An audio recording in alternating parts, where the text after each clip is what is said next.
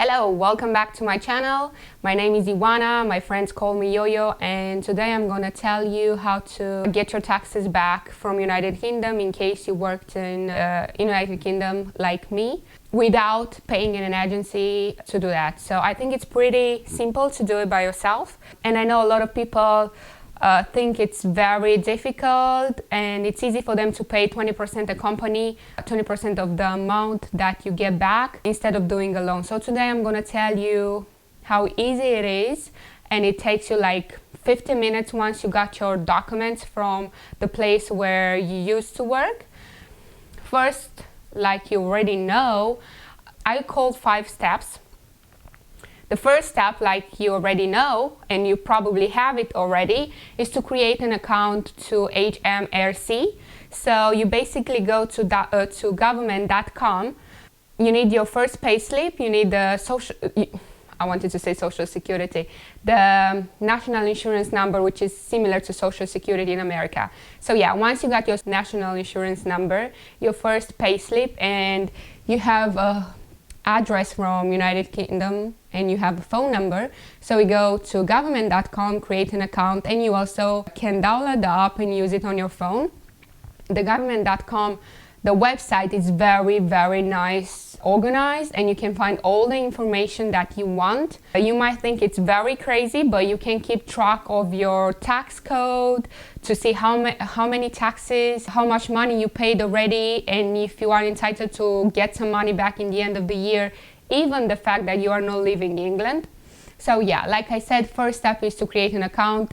In case you don't have it already, I used to have an account since I started working in there, but I know friends of mine, they don't have, and they never open one because, you know, they didn't think it's important to keep track of your tax code, taxes and stuff like that. So it's easy for them to pay 20% to a company to do all these things. So yeah, it's very easy. Like I said, go to government.com, create an account. You need your first payslip or the last payslip, it depends when you create the account, the national insurance number, a phone number, and a home address. Okay, the second step, in case you decide to leave United Kingdom, like was my case. So like I said, today I'm gonna tell you how to get your taxes back if you moved from United Kingdom, not if you're still working there, but it's a similar process. Anyway, you have to tell, the second step, I will call it the inform the customs. So you go to HMRC and inform the customs that you left United Kingdom. So you don't have to tell them that you left from United Kingdom for less than 1 year, or if you have a business abroad and you go there for a few months. You have to tell them in case you decided to work abroad for more than 1 year. So once you told them, they will send to your place where you used to work the P45. So once your employer is going to give you the document, because they send it to the place where you used to work, accountant person, a lady in my case, send me the documents to my home address, to my new home address, which was, and it is still, in America. So you have to tell the customs your new address anyway, but they will send it first to your job in United Kingdom, and then the job is going to send it to you. So once you get the P45, everything is very easy and clear, I would say. Third step, you have to know that the year is running, if you don't know already, the year is running from 6 April till 5 April next year. So in case you left England in the middle of the year, or like me in November, you'll be able to get your money back after the year finish, most likely, which will be after 5 April. Some cases, if you declare that you don't plan to go back for next 5 years, you might get the check earlier. So you have to take that in consideration. Yeah, you can do it straight away after you left the place where you used to live in England, or you can tell the HMRC everything once you get the P45 from your job, so you can do all the documents once. I did that when I left United Kingdom, and then after 3 weeks, my ex-boss sent me the P45, so I was able to go online and complete the P85. So people think it's very difficult, but I'm telling you, it takes 10 minutes. Once you got the P45 and the last payslip from your job, it's no point for you to pay 20% the company to get your money for you. So you need to complete P85 with your P45 from your ex job, and don't forget to submit the part 2 and part 3. They are questions that you find all in the papers that you will get from your job. So like I said, takes 10 minutes, maximum 15 minutes, so there's no point for you to pay 20% the company. My problem here, and attention to you, is to not close your bank account. So when I left United Kingdom, my accountant lady told me to not close my bank account because I have to get my last payment, and also we used to get the staff fund. So yes, she told me don't close your account because you're gonna get your last pay and also the staff fund. So I didn't know I had to keep my account open also for my tax refund. So like I said, I did my tax refund somewhere around December. I submitted all the documents, and in January I got my check. After you submit all the documents, the fourth step I call is the waiting process, because they will analyze all your documents, all your informations, and they will decide if you are entitled to get some money back or not.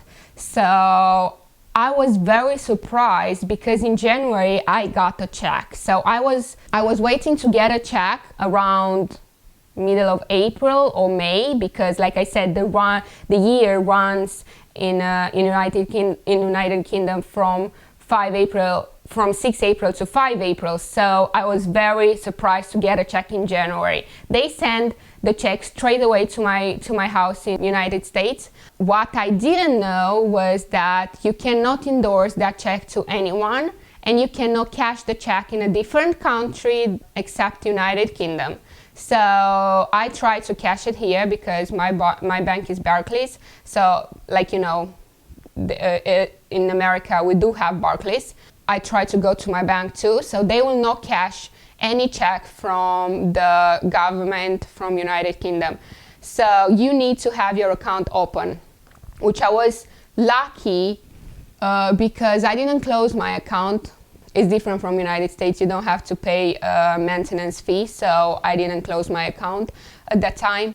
And I was able to call my bank, and they told me to which bank I can send my check to United Kingdom with a letter to ask them to cash it in my name. I had to put my signature on the paper. So after they got my check, I got my money in my bank account after 5 days. But if you don't have your bank account, you need to find someone who is still living in England, a relative or something, and a person that you can trust and is not gonna scam you. You can call the HMRC and inform that you're gonna send the check back to them and you want them to rewrite a new check, and you give the name of the person who you trust in United Kingdom, and they will send a check to that person, which is designated by you and you trust, like I said, not someone that you never meet before and you hope that is going to give you the money. So they will resend the check to that person, and that person is going to be able to cash it in United Kingdom, and then eventually you will get your money. So my advice, like I said to you, is don't close your bank account if you left United Kingdom and you are planning to get your taxes from them for the period of time that you used to work there. So yeah, and the last step, the fact that you have to, once you got all your money and all your documents, it's better to close all your accounts, especially if you have a bank that's charging you a fee, because that's going to affect you in the future if you go back to United Kingdom and you decide to reopen a bank account and they close your bank account because you already had, you know, the maintenance fee very high. So you will have to pay them back the amount of money that you didn't pay and they decide to close your account. Like I said, it's very different from United States. Not a lot of banks take a fee from you for having an account, but some banks do. So my advice to you is, once you got all your papers, all your checks from United Kingdom, including the tax refund, it's better to close all your accounts if you know you're not going to go there in the next, 5 years.